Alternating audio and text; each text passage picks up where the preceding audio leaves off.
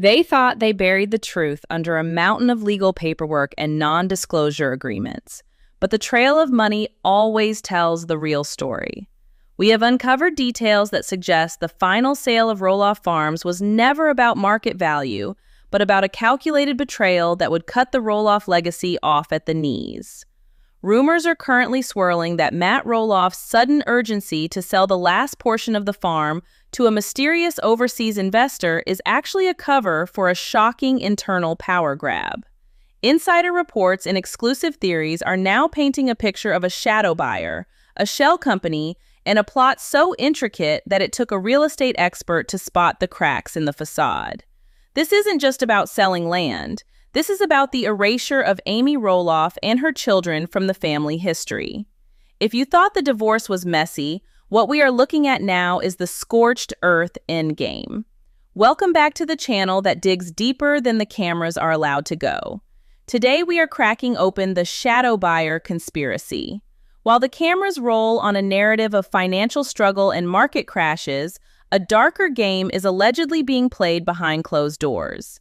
We are looking at a scenario where Matt Roloff, seemingly under immense pressure, is pushing a narrative that the farm is a financial burden that must be offloaded immediately to an anonymous cash buyer. But is this buyer actually anonymous? Or is the call coming from inside the house? We are exploring the explosive theory that Caryn Chandler is not just the supportive girlfriend, but the architect of a financial maneuver designed to secure the farm for herself, using Matt's own money to buy out the legacy his children were promised. And the hero of this story? It might just be the one person nobody saw coming, Chris Marek. To understand the magnitude of this potential betrayal, we have to look at the current state of play. For months, Matt Roloff has been selling a very specific story to the public and to his family.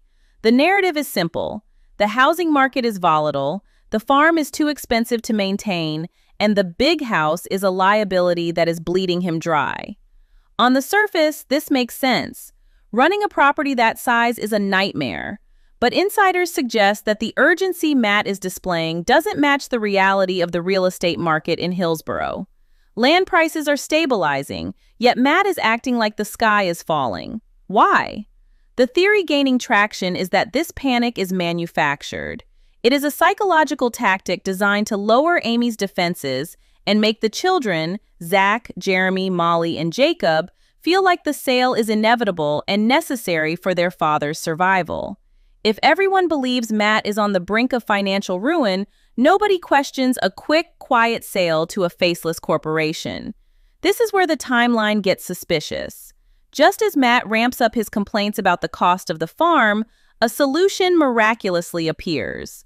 A foreign investment group reportedly makes an all-cash offer for the remainder of the property, including the main house. On paper, it looks like a godsend. It's a clean break. No emotional haggling with the kids, no long months on the market, just a wire transfer and a signature.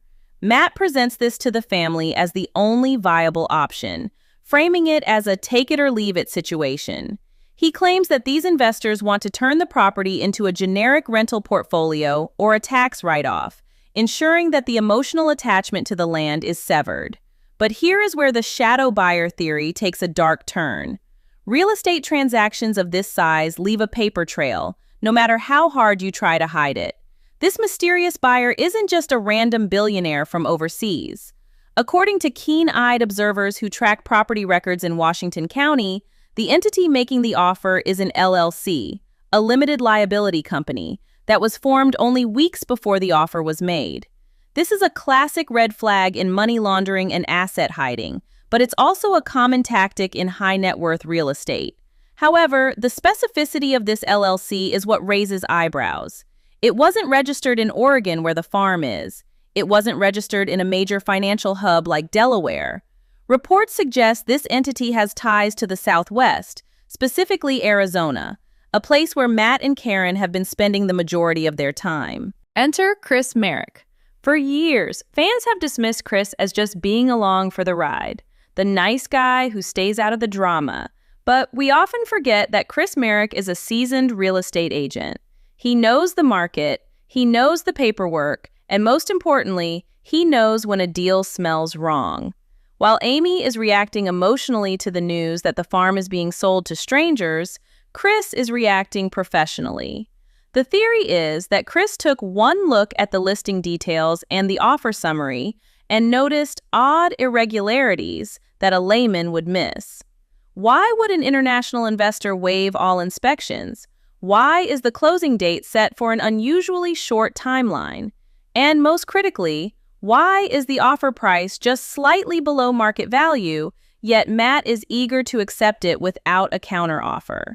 Chris Marek's involvement here changes the entire dynamic. If this theory holds true, Chris began doing what any good agent would do: due diligence. He started looking into the shadow buyer. In the world of real estate, an LLC has to have a registered agent, a human being responsible for accepting legal papers. Usually, wealthy investors use attorneys for this. But if you dig deep enough into state corporation commission filings, you can sometimes find a thread that unravels the whole sweater. The speculation is that Chris found a name associated with this LLC that wasn't a high-powered lawyer, but someone much closer to home. Someone with a direct link to Caryn Chandler's past. Let's pause and look at the motivation. Why would Caryn want to buy the farm through a shell company? The answer is power and security.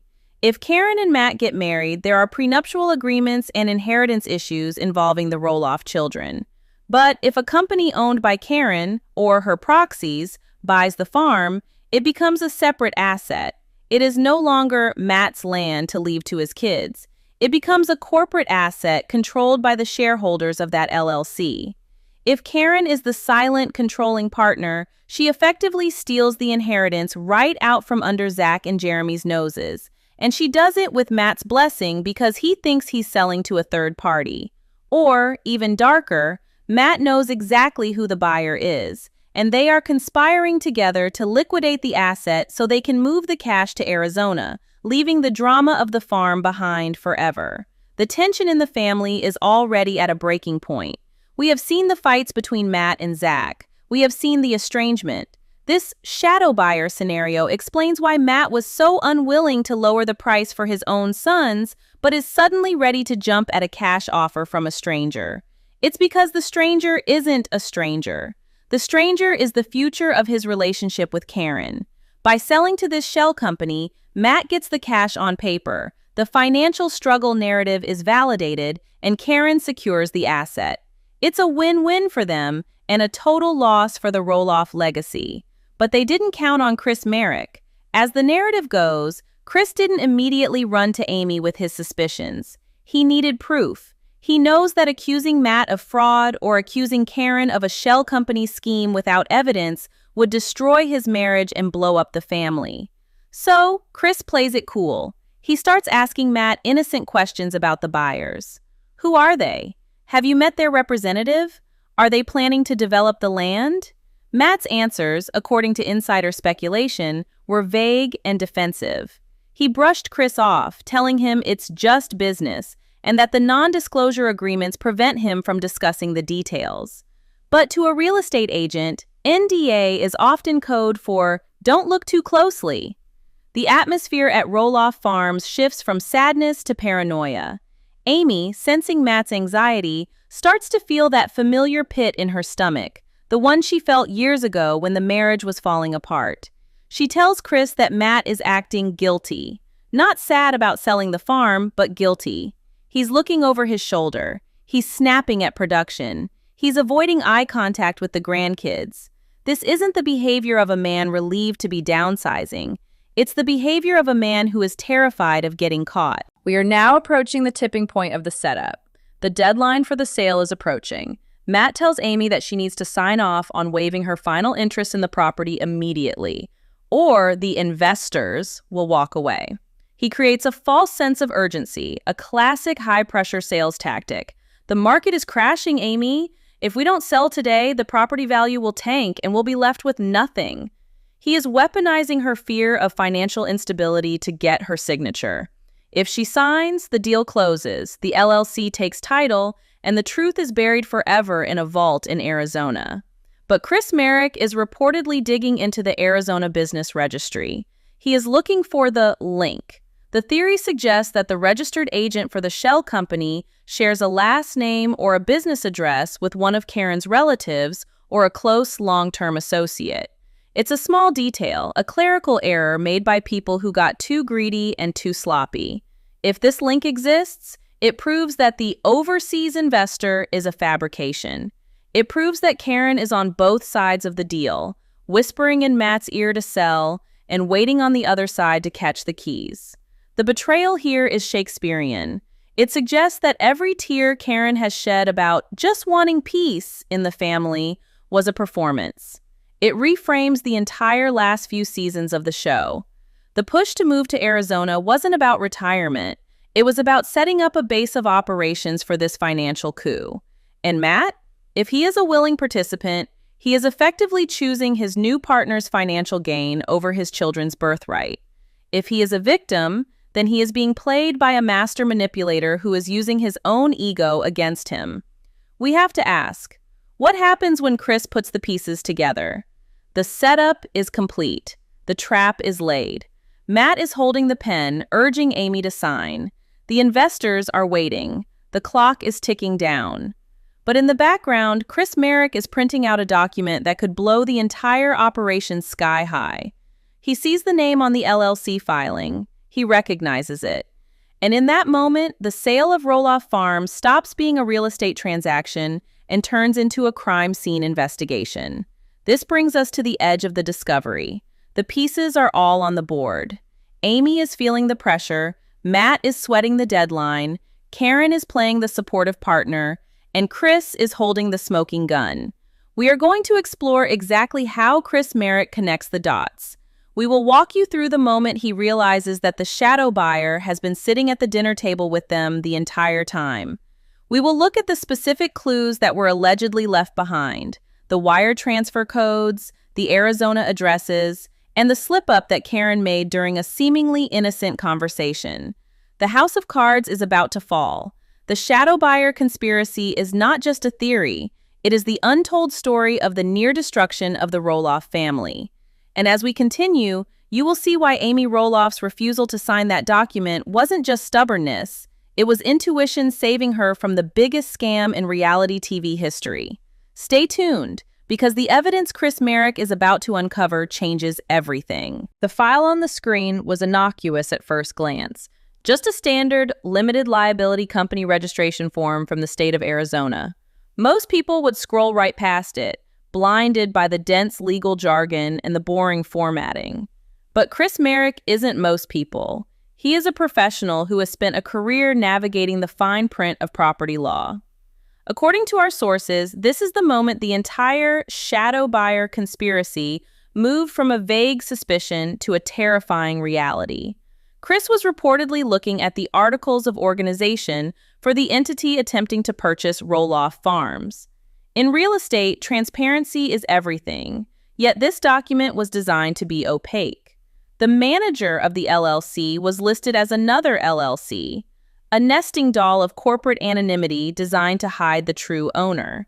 But even the best-laid plans have cracks, and Chris found the hairline fracture that would eventually shatter the entire scheme.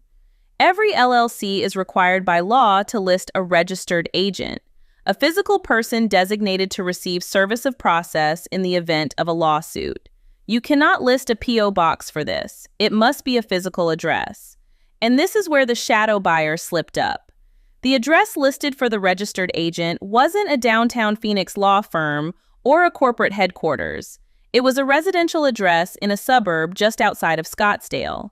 This detail alone might not have meant much to a stranger, but to someone who has been integrated into the Roloff inner circle, it rang a bell. Theories suggest that Chris Marek recognized the street name.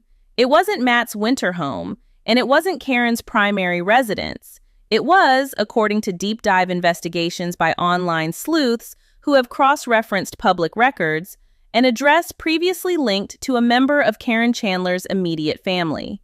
This is the smoking gun. If the entity trying to buy the farm is registered to an address connected to Caryn's family, then the overseas investor story is a complete fabrication.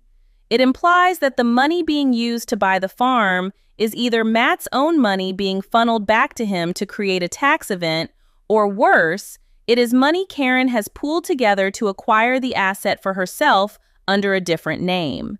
The implication is staggering. It means that while Matt is looking Amy in the eye and telling her he has no choice but to sell to strangers, he is actually negotiating with his girlfriend's proxy. Chris Marek now holds a piece of information that is nuclear. If he drops this bomb without being 100% sure, he destroys his relationship with Matt and potentially isolates Amy from the family even further. He needs to follow the money. We are told that Chris didn't rush to Amy immediately. Instead, he quietly began to audit the proof of funds letter that accompanied the offer. In a legitimate cash deal, a bank sends a letter confirming the buyer has the liquid assets to close.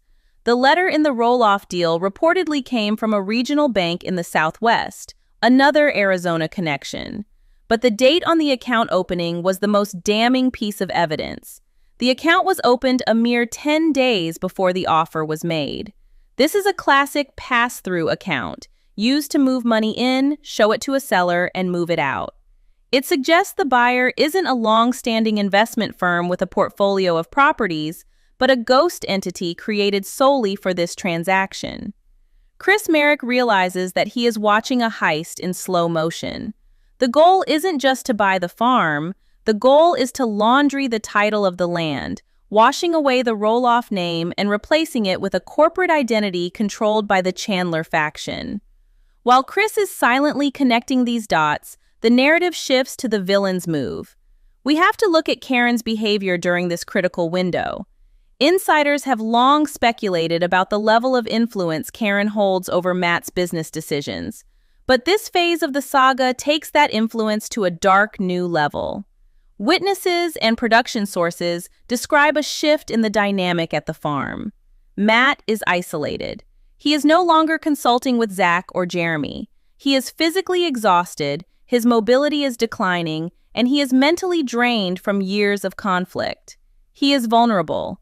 And this is exactly where the manipulation takes hold. The theory is that Caryn is feeding Matt a steady diet of us against them.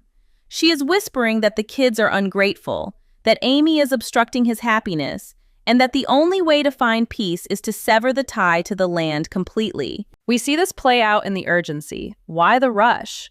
Real estate markets fluctuate, but land in Oregon is a solid long-term hold. There is no financial reason to panic sell unless you are being pressured. Reports suggest Caryn is the one setting the tempo. She is the one bringing up the retirement dream in Arizona, painting a picture of a life free from the mud and the maintenance of the farm. But to get there, she insists, the farm must go. She positions herself as the savior, the only one who cares about Matt's health, while framing Amy and the kids as burdens who just want to bleed him dry. It is a classic isolation tactic. By convincing Matt that his children don't deserve the legacy because they didn't work for it, she justifies the sale to the shadow buyer. In Matt's mind, he isn't betraying his family, he is being smart and business-minded, a narrative Caryn reinforces every step of the way. The trap is now set. Matt approaches Amy with a new, aggressive deadline. He tells her that the investors are getting cold feet. He claims that if they don't sign the transfer of deed within 72 hours, the deal is off, and the farm will likely go into foreclosure or fall into disrepair because he can't handle it anymore. This is the psychological warfare component. Matt is weaponizing his own physical limitations to guilt-trip Amy. He knows Amy still cares about him as the father of her children. He knows she doesn't want to see him suffer. By claiming the farm is killing him, he forces Amy into a corner where refusing to sell makes her the villain. But here is where the shadow buyer theory explains the aggression. The rush isn't because the investors are impatient. The rush is because Caryn knows that the longer the deal sits in escrow, the more likely it is that someone will look at the paperwork. They need to close before Chris Marek or a lawyer takes a magnifying glass to the LLC. It's a race against the truth. Caryn is seen in the background of scenes, checking her phone, looking tense, and interrupting conversations when Matt starts to veer off script. When Amy asks a specific question about the buyer's plans for the pumpkin patch, Matt stammers. He doesn't know. Why? Because there is no buyer. There is only the plan. Caryn jumps in, smoothing things over, saying, Matt just wants to make sure everyone is taken care of. It is a chilling performance when viewed through the lens of this conspiracy. The tension culminates in a private meeting, or what was supposed to be a private meeting, between Matt and Amy. Chris is present, but he is staying quiet, waiting for the right moment. Matt pushes the contract across the table. It's a lowball offer for Amy's remaining interest, justified by the market crash narrative. But the contract has a clause that insiders found highly suspicious, a right of first refusal waiver. Usually, if a buyer sells the land later, the original family might have the right to buy it back. This contract stripped that right away entirely. Once signed, the land is gone. It can be sold, subdivided, or paved over, and the Roloffs have zero say. This clause is the final nail in the coffin of the legacy. It ensures that even if Zach or Jeremy scrape together the money in 5 years, they can never reclaim their childhood home. Why would a foreign investor care if the Roloff kids buy it back in 10 years? They wouldn't. They would just want the highest price. But Caryn would care. If the goal is to cut the Roloff children out of the inheritance to ensure Matt's wealth flows exclusively to her and her designated heirs, then permanently barring the Roloff kids from the title is essential. This clause is a personal attack disguised as legal boilerplate. It is the fingerprint of someone who has a vendetta against the family legacy, not an indifferent corporate entity. Amy is wavering. She is holding the pen. The emotional weight is crushing her. She looks at Matt and she sees a man who looks defeated. She almost signs it just to end the pain. She wants to be free of the toxicity. But then she looks at Chris. And Chris Marek, the man who has stood by her through the chaos, the man who dug through the Arizona registry, the man who knows the truth, gives her a look. It's a subtle shake of the head, a silent command, do not sign. The atmosphere in the room shifts instantly. Matt senses the hesitation and snaps. We don't have time for this, Amy. You're being difficult on purpose. The projection is massive. He is the one hiding the truth, yet he accuses her of obstruction. Caryn, waiting in the wings, or perhaps sitting right there, depending on which insider account you believe, chimes in with a thinly veiled threat. If this deal falls through, Matt is going to sue for partition. It will cost you thousands in legal fees, and you'll lose anyway. This is the best offer you're going to get. The audacity of the threat is the turning point. They are not negotiating, they are bullying. They are banking on Amy being too unsophisticated in business to realize she is being robbed. They think they have outsmarted the little woman. But they forgot that Amy isn't alone anymore. She has a partner who understands the game better than Matt does. Chris Marek clears his throat. He doesn't scream. He doesn't flip the table. He simply asks a question that sucks the air out of the room. Matt, before Amy signs, we need to clarify something about the buyer's registered agent. Who is... And he drops the name he found in the database. The silence that follows is deafening. Matt's face reportedly goes pale. Caryn's eyes darted to Matt, then to Chris. The air of superiority vanishes, replaced by the panic of exposure.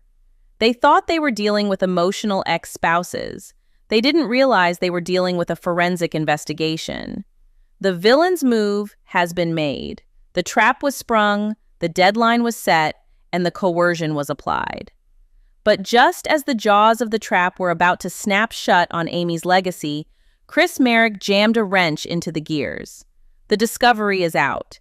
The connection between the buyer and Caryn is on the table, implicitly if not explicitly stated yet. The dynamic has shifted from a property sale to a standoff. Amy puts the pen down.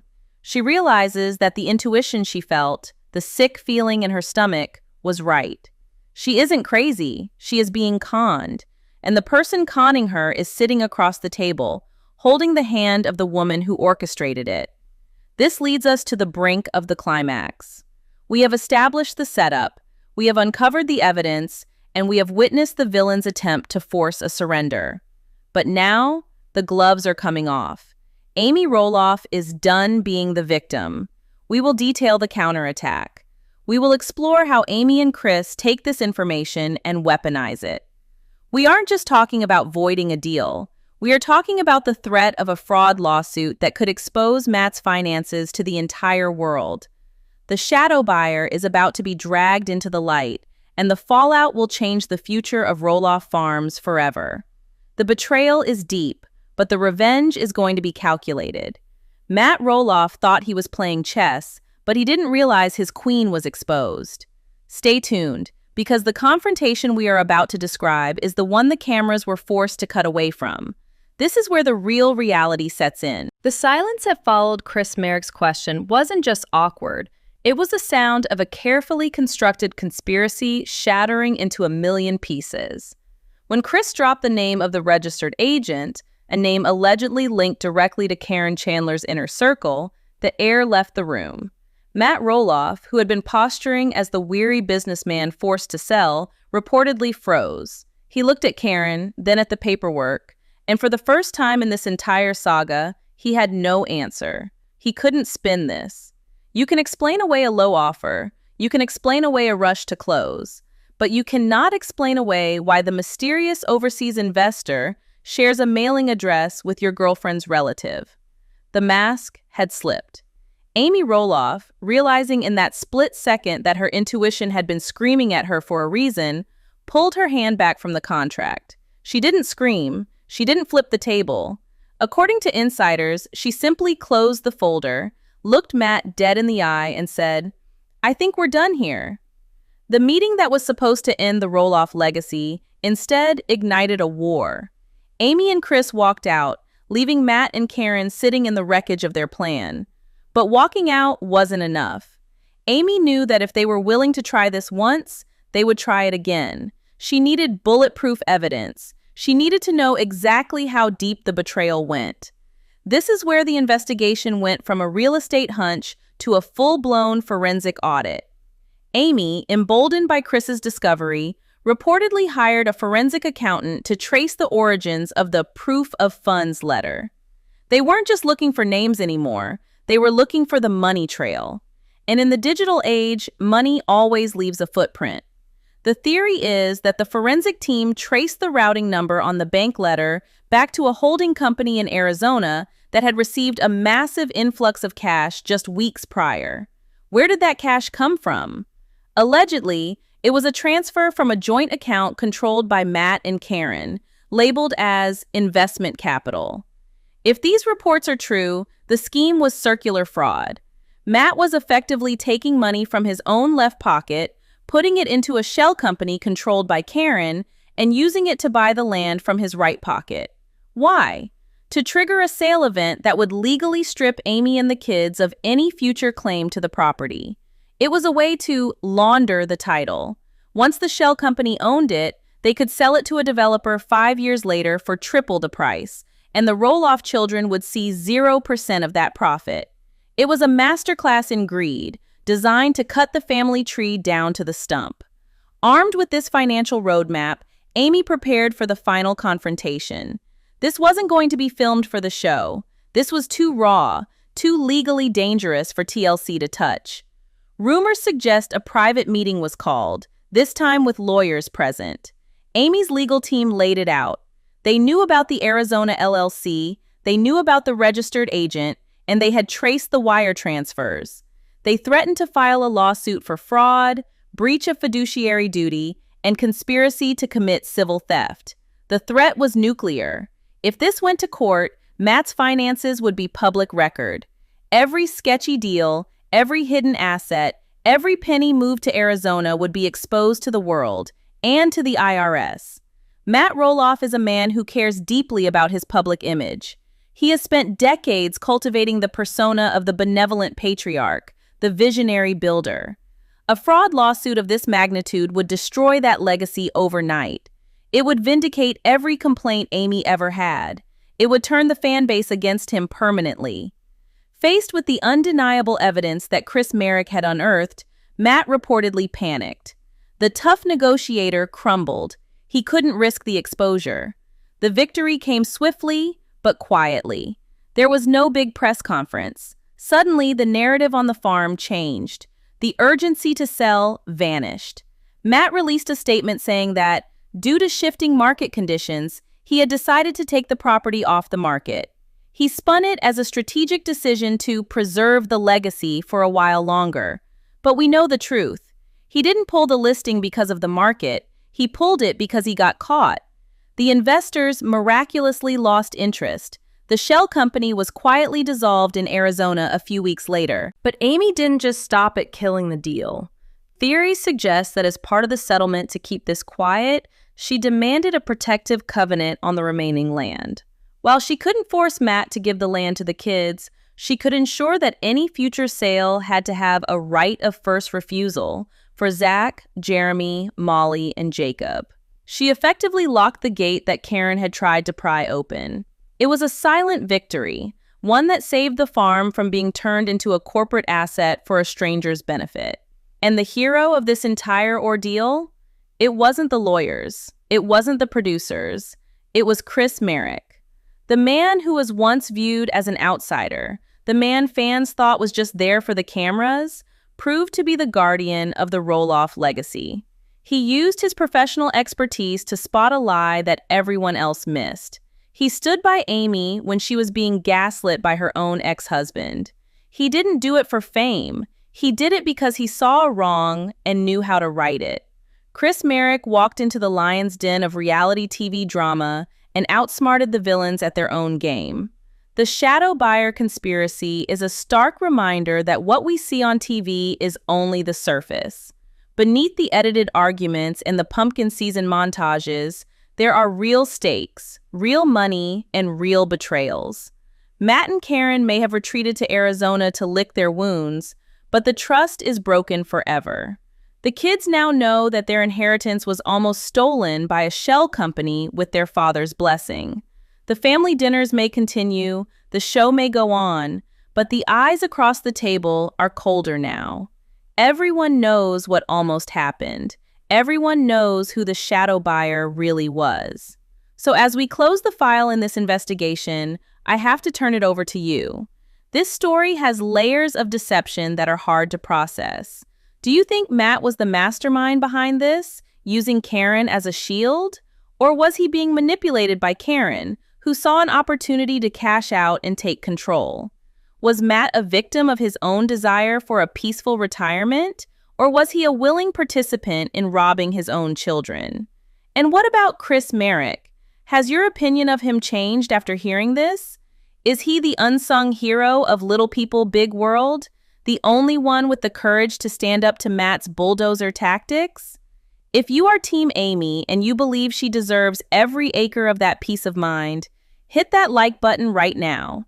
If you think Chris Marek deserves a medal for stopping this heist, drop a comment below saying, Chris is the MVP.